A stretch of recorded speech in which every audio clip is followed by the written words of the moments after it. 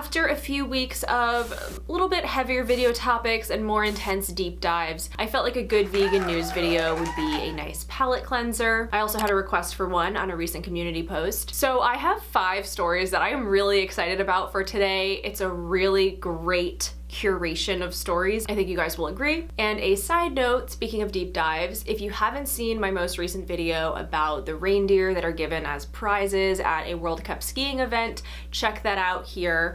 I tried the YouTube premiere option with this video for the first time and I think it backfired, but it's a great video. I put a lot of work into it, and for those of you who like my more deep dive video essays, I think you will really like that one. So check it out if you haven't.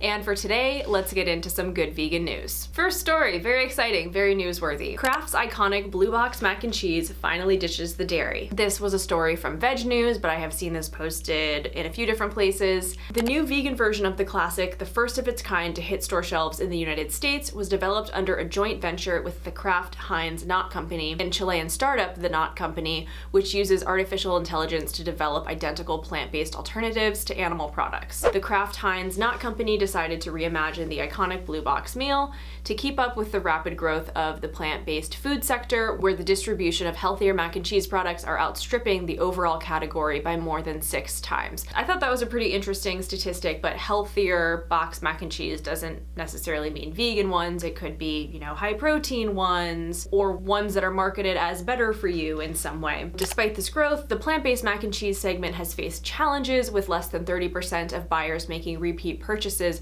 primarily due to taste and texture issues. I can totally see this being an issue. I personally have found there to be a pretty big variety within the vegan mac and cheese space, where some products I'm like, this is great, I would definitely get this again, I would recommend this to omnivores, and then there's others where I'm like, I can't believe that a company boxed this up and sold it.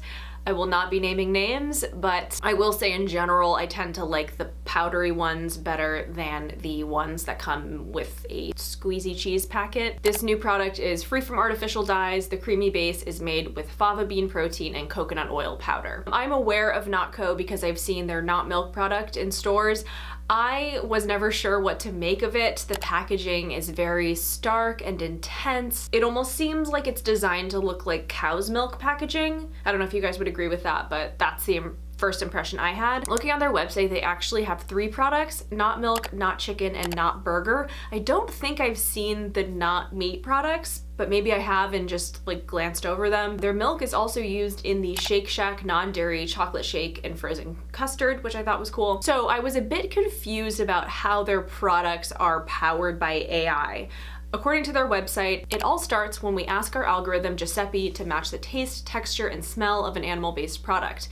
It analyzes the structure at the molecular level and then replicates it using only plant-based goodness. If you click around on their website, they go into a little more detail about how it works. Let me know if you've tried any of their products and if they're good. I would be curious to try their milk. Although looking at the ingredients, it doesn't seem that different from many plant milks on the market. It's got, you know, oil and pea protein as the main 2 ingredients. I am definitely curious to try the mac and cheese. I grew up eating Kraft Mac and Cheese, so this definitely rings a nostalgia bell for me, and I'd love to try it. This next article is so cool and exciting. Twin research indicates that a vegan diet improves cardiovascular health. In a study with 22 pairs of identical twins, Stanford Medicine researchers and their colleagues have found that a vegan diet improves cardiovascular health in as little as 8 weeks. Although it's well known that eating less meat improves cardiovascular health, diet studies are often hampered by factors such as genetic differences, upbringing, and lifestyle choices.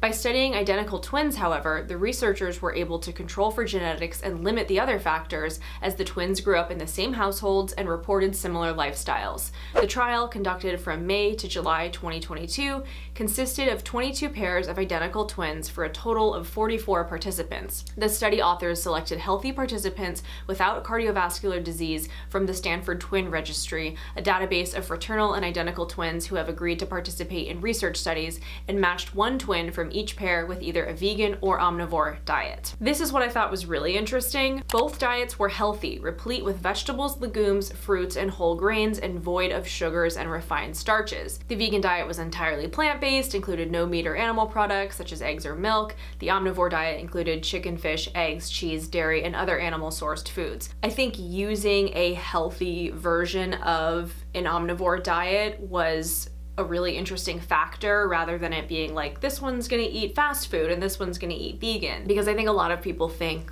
well, yeah, I eat animal products, but I eat a really healthy diet overall. I don't eat, refined starches and sugars, and I eat lots of vegetables and fruits and legumes, etc. But as we will see, the vegan diet is still healthier. During the first 4 weeks, a meal service delivered 21 meals per week, 7 breakfasts, lunches, and dinners.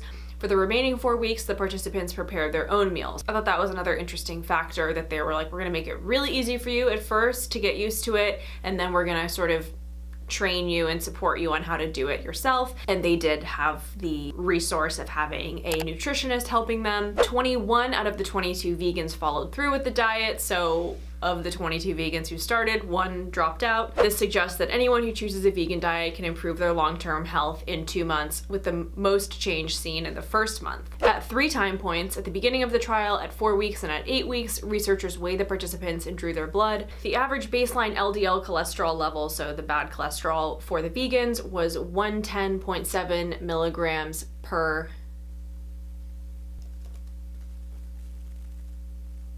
deciliter, and 118.5 milligrams per deciliter for the omnivore participants. It dropped to 95.5 for vegans and 116.1 for omnivores at the end of the study. The optimal healthy LDL cholesterol level is less than 100. The vegan participants also showed about a 20% drop in fasting insulin. Higher insulin level is a risk factor for developing diabetes. The vegans also lost an average of 4.2 more pounds than the omnivores. Based on these results and thinking about longevity, most of us would benefit from going to a more plant-based diet, Gardner said. There's also a YouTube video where they interview a few of the sets of the twins and the senior author of the study. It's a really fun, cute video. One of the participants who was assigned a vegan diet says she stayed vegan for a while and is now vegetarian. I actually leaned into it and really loved it, and actually stayed a vegan for 6 to 7 months after the study was over. Wow. So it did make a really big impression on me. Are you still a vegan? I'm a vegetarian now. And it did make me wonder about the other 19 sets of twins that they didn't interview in this video. Like, did any of the other vegans stay vegan or were inspired to change their lifestyle in some way after participating in the study? Something else they talk about in the video, which they didn't mention in the article. Another one that's a wild card, where we found some folks who do biological clocks. Your biological clock is really how old you are physiologically, metabolically. The vegans were a little younger. That's the most interesting thing that came out of the study. All of this was just in 8 weeks too, which is crazy. I just found this study so interesting, and it seems to be getting a lot of media coverage, which is great. The fact that it was done by an elite medical institution, I think, gives it more authority to people. It seems pretty groundbreaking and will hopefully open the door to more nutritional studies comparing vegan diets to healthy omnivore diets. This next one isn't necessarily good news, but it is interesting, and I thought you guys would enjoy discussing it. Can a salad burger cut it as a meatless option? McDonald's gives it a try. This is from Veg News. So McDonald's in New Zealand is now offering a salad burger, which is basically just their regular burger without the patty. McDonald's salad burger represents an attempt to cater to vegetarians, and according to media outlet Brand Eating, is a response to Burger King, which also offers a salad burger in New Zealand, but its version is fortified with onion rings. The article points out that McDonald's has put more effort in other markets. For example, the McPlant now being offered across the UK and Ireland. They also did a test of the McPlant in the US last year, seemingly only in Texas and California, but even that just kind of died down and they never announced a follow-up. As far as the salad burger goes, at first glance, it sort of just seems like a giant FU to vegans and vegetarians. And this reminded me of the Emma Chamberlain video where she tries veggie burgers at, I think, 7 different fast food restaurants, which was depressing because only 2 of them actually had veggie burgers. She goes to McDonald's first, and this is what they say. Hi, can I do a veggie burger? You don't? No. What's the closest you have to a veggie burger? A hamburger with no patty. I'll do the hamburger with no patty. What she then gets is so pathetic It's infuriating. Yo, vegetarians get no love. Is there just cheese? There is literally, this is a joke. I have a top comment on that video, and it's literally about the McDonald's lack of burger. But back to the salad burger, I wanted to give McDonald's the benefit of the doubt. Like, maybe a salad burger is a thing in New Zealand. You know, in the US, salad pizza is a thing, which I didn't even know about until Paul introduced me to it. And I have heard people say that they like getting a McDonald's burger without the patty, so maybe it's just different strokes for different folks. I don't really think that this is good news or bad news. It's kind of just McDonald's being McDonald's. This next story is pretty interesting. AI predicts most of world will be vegan by 2075.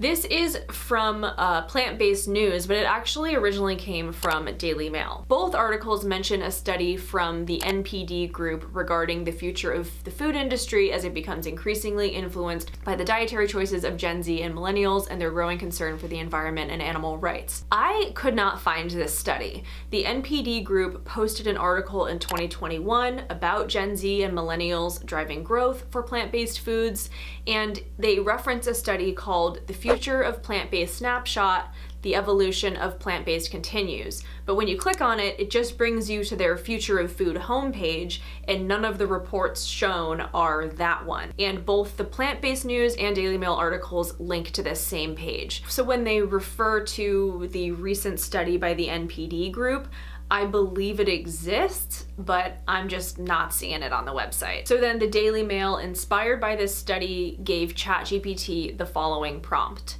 Provide a timeline of the world going vegan starting in 2024 when Gen Z and millennials raise awareness on animal agriculture. Someone at the Daily Mail was bored, or maybe they've hired some vegan writers, I don't know. But these are the results. It's a pretty realistic and believable timeline in my opinion. Apparently it also gave some more specific predictions, such as by 2037 North American and European governments will implement subsidies for plant-based agriculture, first Climate Action and Veganism Day being celebrated in 2048. In 2057 veganism will be, quote, widely accepted and normalized in many parts of the world. Global Vegan Week will become an international event in 2064.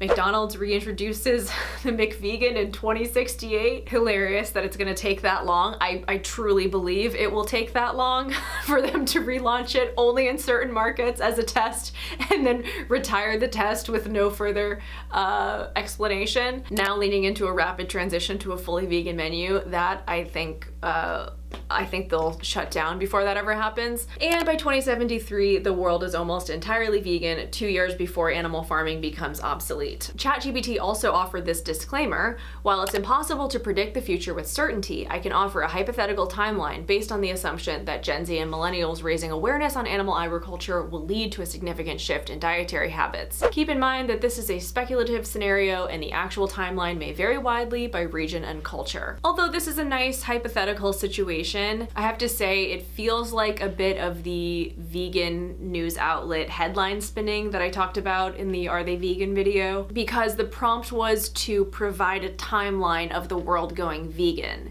So saying AI predicts most of the world will be vegan by 2075 is misleading, is clickbait. It's not like the prompt was, hey, how will the world eat in 2075? And AI said, it will be vegan. Maybe AI would say that, but it was basically prompted to predict that the world will be vegan, and it was really just asked to provide a timeline for that happening. There's a cat on my lap. If you hear any purring, that's what's happening. To be fair, Daily Mail were the ones who first posted this clickbait title, so both publications are guilty of that in this case. And I get it, it's definitely a more clickable headline than saying, AI predicts timeline given the prompt of predict a world in which Gen Z and millennials continue influencing people to go vegan. Doesn't quite have the same punch to it. I do want to share something fun that this made me think of. There is a video game that came out a few years ago called Cyberpunk 2077. As the title suggests, it's a game that takes place in 2077. I really didn't like it. It's not my type of game, but there was a moment that I really liked where the main character talks to a man eating food from an outdoor vendor, and he says this. What do you mean? What's there not to like? Noodles? Check. Synthsirloin? Check. And it really wasn't a big deal. It was just part of the game. In fact, it's part of the lore of the world that they mostly eat synth meat. And in this world, it's positioned as being a cheap food option. I just think it's cool that the developers were like, oh yeah, in the future, we'll be eating fake meat. Duh. But the year is what I thought was interesting in the context of ChatGPT's timeline, 2077 versus 2075. Maybe there's something to it. I guess we'll see. And our last story, this is from Plant-Based News. So much more efficient, David Attenborough promotes plant-based diets. In an episode of Planet Earth 3, Sir David Attenborough spoke about the environmental benefits of plant-based food. If you're not familiar with David Attenborough, I have to admit I hear his name a lot, but I'm not super familiar with him. Sir David Frederick Attenborough is a British broadcaster, biologist, natural historian, and author. He's best known for writing and presenting, in conjunction with the BBC Natural History Unit, the 9 natural history documentary series forming the Life Collection, a comprehensive survey of animal and plant life on Earth. I have definitely seen his documentaries before. If you think you haven't, you probably have. His voice is the most iconic nature documentary voice ever. It's a world of ancient forests, of pristine rivers, and a coastline that's both wild and beautiful. Moving from meat and dairy to plant-based food would bring huge environmental benefits, Sir David Attenborough has said in the latest episode of Planet Earth 3. In an episode named Human, which aired on BBC One on Sunday night, Sir David praised plant-based diets for being so much more efficient. So the reason that this is notable and exciting is that until recently, many of his documentaries have shied away from pointing a finger at animal agriculture, which is the #1 cause of deforestation.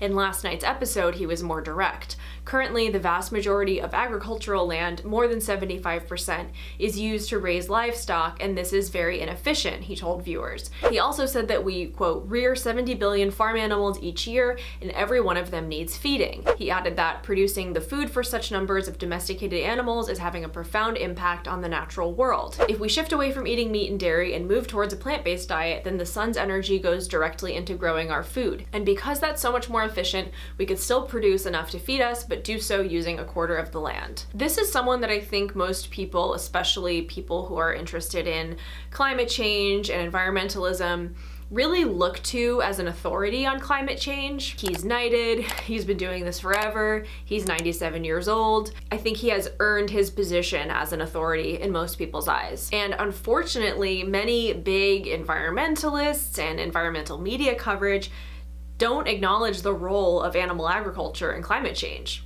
They just won't do it, which is very, very frustrating. The article also talks about whether or not he's vegan. It's generally thought that he isn't, which honestly doesn't really bother me. Again, I talked about this in the Are They Vegan video. I'm more concerned with how environmental activists and public figures talk about these issues publicly than if they actually personally live according to what they're preaching. I know that may not be a popular opinion. Again, I get a lot more into that in the video I mentioned, specifically regarding the New York City Mayor, Eric Adams. I'm not sure if this episode is available in the US. I'm guessing it's not, but I will try to find it. But in light of all the really weird and disheartening news that's come out about this year's COP28 conference, this was welcome news on the environmental front. So that is it for my vegan news roundup for today. Mostly good news stories with a few questionable ones. Let me know what you thought of these stories, if you have anything to add, or if you have heard any other good news recently that I didn't mention. Also, for those who haven't seen my recent community post, I am planning to do my first ever YouTube live, and I was thinking of doing it on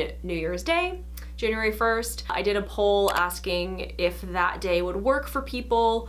I know it's New Year's Day, but also like it's New Year's Day, and a lot of times people don't, it's just kind of like a weird day. So I thought it would be fun to go live and cook while hanging out and chatting with you guys. So if you'd like to vote in that and let me know if you'd be able to make it or not. It's looking like I probably will do it, probably around like 2 or 3 p.m. on New Year's Day, but I want to make sure I plan it ahead of time so you guys will know that it's happening and can join if you'd like to. So that's it for today. Give this video a thumbs up if any of these stories made you smile. Subscribe for more of my videos, and I'll see you again soon. Bye!